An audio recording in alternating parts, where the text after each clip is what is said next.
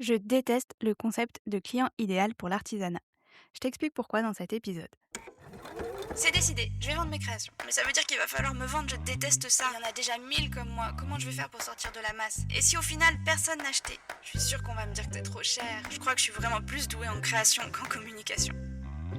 Ces phrases-là, je suis sûre que tu les entends tous les jours dans ta tête. Je me trompe? Coucou, moi c'est Perrine et j'ai choisi de coacher celles et ceux qui créent des objets magnifiques mais qui ne savent pas comment les vendre. Dans ce podcast, je te partage toutes mes stratégies pour développer ton activité artisanale. On va parler de vente, de marketing, de copywriting, des mots qui te font peur aujourd'hui et qui seront tes meilleurs amis demain. Promis, ce sera pas que de la théorie, je vais te décortiquer tout ça avec des exemples concrets et des outils que tu pourras appliquer facilement. Et je vais aussi te faire rencontrer des artisans et des artisanes qui ont réussi pour que tu réalises que toi aussi tu peux y arriver. Parce qu'on a besoin de la beauté de ton travail dans cet univers. Bienvenue dans ton espace pour réussir dans l'artisanat. Attrape tes aiguilles, tes outils, tes pinceaux et écoute-moi en créant. Je vais te montrer comment vendre ce que tu auras juste créé. Les artisans que tu admires aujourd'hui ont tous commencé quelque part. Alors pourquoi pas toi? Le conseil traditionnel est simple. On te dit, trouve ton client idéal, analyse ses besoins, crée un produit qui y répond, puis communique en parlant à ce client idéal. Et c'est un modèle qui fonctionne bien quand tu vends du coaching, des services, des logiciels ou des formations. Mais la plupart des créateurs et des créatrices n'arrivent pas à appliquer ce conseil. Ils et elles me disent souvent « J'ai beau essayer, je n'arrive pas à savoir qui est mon client idéal. J'ai l'impression de parler à plein de personnes différentes, mais jamais vraiment aux bonnes personnes. J'ai l'impression que les gens qui m'achètent ne sont jamais les mêmes. Bref, c'est un exercice que je n'ai jamais réussi. » Et c'est normal. Le concept de client idéal est une importation du marketing traditionnel qui fonctionne très mal dans l'artisanat. Et ça touche à la nature même de ce qu'est une création artisanale. Déjà, dans l'artisanat, l'acheteur est rarement l'utilisateur. Les produits artisanaux sont souvent des produits qu'on offre. Ça peut être un mari qui achète pour sa femme, une grand-mère pour sa petite fille ou des ados pour leur maman. Donc toi, tu dois fabriquer des produits qui vont plaire à la femme, à la petite fille ou à la maman, tout en réussissant à convaincre le mari, la grand-mère et les ados. Tu vois vite que tu vas devoir parler à presque tout le monde. Et si tu fais l'exercice, tu vas décrire parfaitement ta cliente idéale et pourtant ne jamais parler à ceux qui sortent vraiment la carte bancaire. Le problème du client idéal en l'artisanat, c'est qu'il n'est souvent pas le client. Ensuite, une création artisanale répond rarement à un besoin. Dans le marketing classique, on se dit j'ai un problème, j'ai un besoin, je cherche une solution. Par exemple, si j'ai mal au dos, j'achète un fauteuil massant. Si je manque d'organisation, j'achète une application pour m'organiser sur mon téléphone. Mais quand tu vends un bijou, une illustration ou une céramique, le moteur principal est rarement la réponse à un besoin. C'est un moteur beaucoup plus émotionnel. Les objets artisanaux ne sont pas des objets qui résolvent des problèmes, ce sont des objets qui déclenchent des coups de cœur. Et même pour des objets un peu plus utilitaires, comme des accessoires zéro déchet, on peut aujourd'hui s'en procurer tellement facilement et tellement pas cher en industriel. Donc quand on choisit de les acheter auprès d'un artisan ou d'une artisane, c'est aussi parce qu'on a eu un coup de cœur pour sa sensibilité.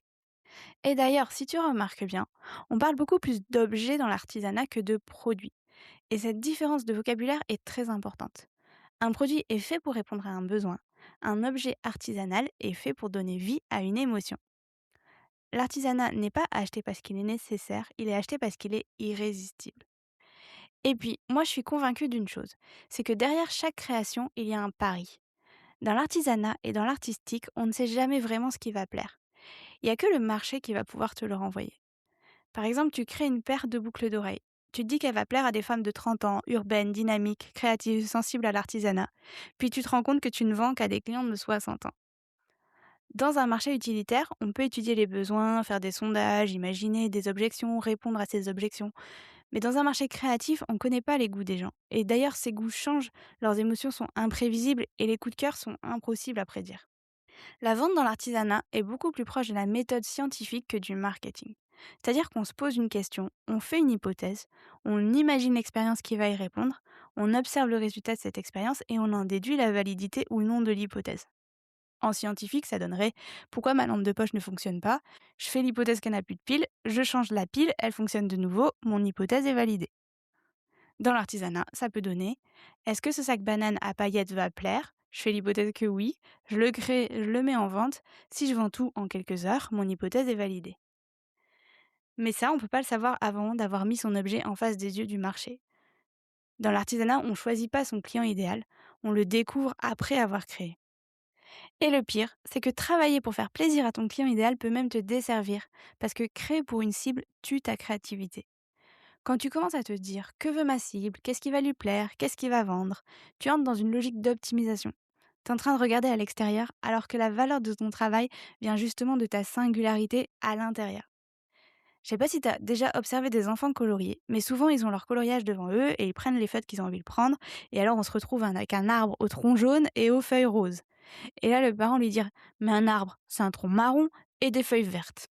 Et si l'enfant suit exactement ce qu'il faut faire selon son parent, il va arriver à un résultat beaucoup moins créatif et beaucoup moins personnel que si on le laisse créer librement. Dans l'artisanat, c'est pareil. Créer pour quelqu'un retire toute la singularité de ta création. Et d'ailleurs, si tu crées depuis quelques temps, tu auras peut-être remarqué que les pièces les plus appréciées ne sont pas forcément celles sur lesquelles tu aurais parié, ou celles qu'on t'avait le plus demandé. Au contraire, ce sont souvent celles que tu as osé proposer un peu par hasard, parfois différentes de ce que tu fais d'habitude, mais un peu comme une exploration que tu avais envie de mener. C'est quand ta créativité est libre que tu vends le mieux. Et quand il s'agit de parler à son client idéal alors, ce conseil-là, il paraît pas si mal quand même, non? Le danger, c'est que quand tu essaies de communiquer pour un client idéal, ça donne souvent des contenus très artificiels. Tu vas inventer des douleurs, des frustrations et des besoins qui n'existent jamais réellement chez tes clients. Et tu vas rédiger des publications pour raconter ça. Et je te juge pas du tout le monde conseille de faire ça partout, donc je comprends que tu le fasses. Mais à mon avis, ça ne t'amuse pas du tout déjà de communiquer comme ça, et puis ça donne des publications qui sonnent faux et qui ressemblent à celles de tout le monde. C'est pas pour rien que si tu regardes les contenus qui cartonnent, ce sont souvent ceux qui racontent les coulisses, une histoire personnelle du créateur ou de la créatrice, les histoires des créations, les essais ratés, les anecdotes d'atelier.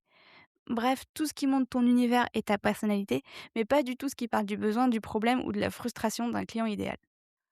Ton rôle, c'est pas de convaincre, c'est de créer de la résonance. C'est de permettre une rencontre entre ton univers, ta sensibilité et ta création, et une personne qui va se reconnaître là-dedans.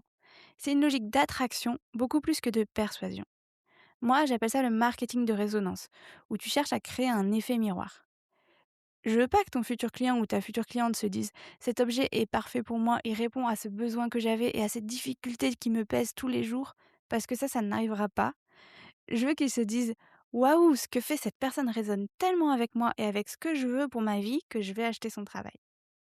Je vais te donner un exemple. J'ai demandé à ChatGPT un post sur les Wowie Stones, ces petites pierres en céramique à manipuler pour apaiser son stress. Je te le lis. Tu touches toujours ton téléphone quand tu es stressé? Et si tu avais quelque chose de plus doux à porter de main? Les Wowie Stones sont de petites pierres ou galets conçues pour être manipulées entre les doigts. Un geste simple, presque instinctif, qui aide à canaliser l'agitation, à se recentrer et à revenir dans l'instant présent. Certaines personnes les utilisent avant un rendez-vous important, d'autres dans les transports pendant une réunion ou lorsqu'elles sentent le stress monter. Imagine avoir dans ta poche un petit objet rassurant, prêt à t'accompagner partout. Un objet que tu peux caresser du pouce sans même y penser, comme une pause de quelques secondes dans une journée qui va trop vite. Parce que parfois, il ne faut pas grand-chose pour retrouver un peu de calme. J'ai façonné chaque Wowie Stone à la main en céramique pour qu'elle soit agréable à tenir et à manipuler. Découvre les différents modèles dans la boutique et trouve celui qui t'accompagnera au quotidien. C'est très bien, il y a tout ce qu'il faut, mais c'est barbant, c'est sans émotion. Il y a de grandes chances pour que tes abonnés ne lisent pas ça jusqu'au bout et scrollent.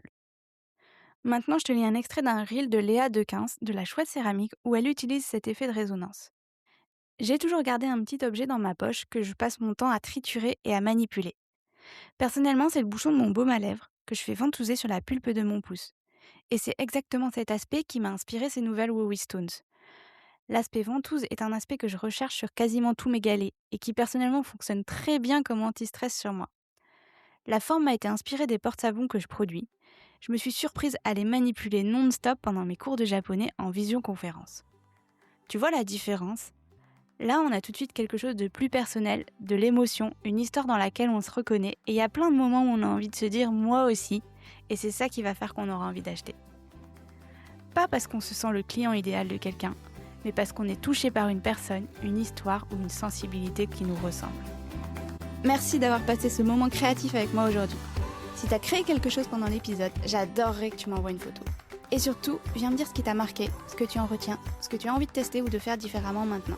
Ça me ferait beaucoup trop plaisir d'en discuter avec toi. Tu peux aussi me laisser un avis sur la plateforme de ton choix. C'est grâce à toi qu'on va aider plein de créateurs et de créatrices à vivre de leur passion. En écoutant le podcast, tu es déjà sur le bon chemin pour faire grandir ton entreprise. À bientôt